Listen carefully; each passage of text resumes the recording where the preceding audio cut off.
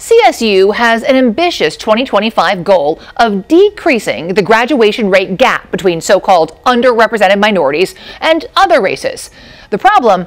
The way CSU bundles so-called underrepresented minorities to track those achievement goals statistically ignores how the system is failing black students. Students like Chris Carter. A lot of people tell you to get to college, but the hardest part is staying in college. And Chris Carter speaks from experience.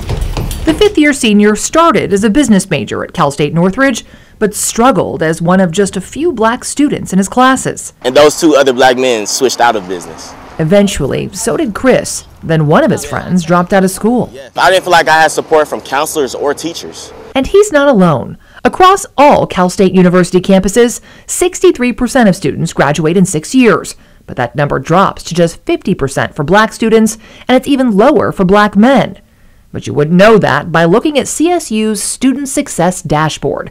It lumps Native American, Black, and Latino students all together as so-called underrepresented minorities, or URM. But Latino students make up 91% of that group, statistically erasing Black and Native American students from the data. If it sounds confusing, insiders tell us that's probably the point. Do you think lumping this data together is hiding the problem? My colleagues at the university would not want me to say this, but I will.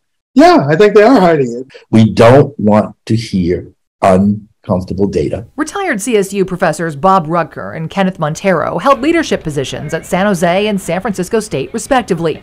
They say they've opposed these metrics for years. It's just methodologically, scientifically wrong. What's the point of being a bundler of people of color unless you're trying to say we're doing something and that's enough? For instance, the Cal State system highlighted Chris Carter School in a report to lawmakers last year, saying they saw the equity gap for underrepresented minority students narrow or improve by 4%.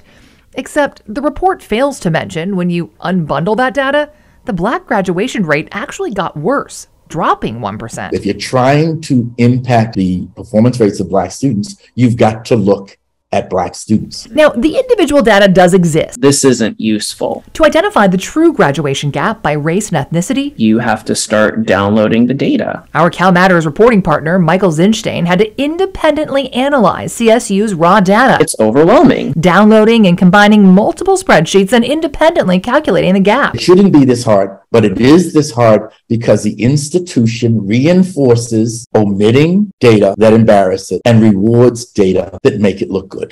We may be making progress, but there's really differences in groups. In response to the CalMatters data analysis, the issue was raised at a recent CSU board meeting. That's our sort of legacy metric. And in fact, it's even in our governor's compact, right? So we're being held to that progress. That's right. As the CSU vice chancellor explained, the Newsom administration is also using their bundled metric to judge their progress towards closing the equity gaps. And while CSU says they do use other metrics too, the bundled URM is the official measure of racial equity progress. Our struggles are not the same. Like many, Chris believes the way the state is tracking equity hides how the system is failing certain groups. Them trying to group us in, we're not going to get the resources that we need to graduate. And notably, despite the state's public equity goals and increased funding, there's a 20% graduation rate gap for black students, and it's been that way for 15 years. Should we be using a metric to track equity that clearly conceals how the system is failing certain groups of students? That's a question many would like answered by top officials at the Cal State University system. So let me address this through sort of the history of how we... Though we never really got a straight answer. Will we see a revised equity gap goal? Can it be changed? Will you do that after this conversation with us? Thank you for the challenge, right? Executive Vice Chancellor Alva said if it was up to her, she would change the metric.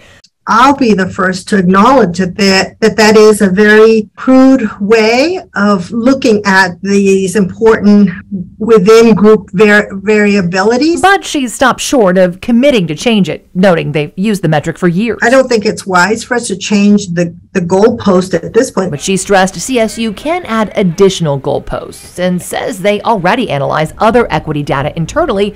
It's just not the accountability metric they're judged by. Now, in response to the CalMatters data analysis, CSU made the raw data set easier to find. We have updated access to that data set. Though it still requires independent data analysis skills to identify the true equity gaps between racial groups. In contrast, San Diego State clearly and simply displays its school's unbundled equity data. Notably, San Diego is an outlier in the CSU system and has nearly closed its black graduation gap through robust resources and programs. Programs that Chris would like to see on all state school campuses. At Northridge, he says it wasn't until he joined an independent black fraternity that he finally felt he got the support he needed. They were like, hey, if you need help with anything, even though I may not be your major, I can try to guide you and try to help you. And while he wishes CSU would do more, he's doing his part to close the black graduation gap. And I'm gonna graduate. I'm gonna walk that stage, make my parents proud.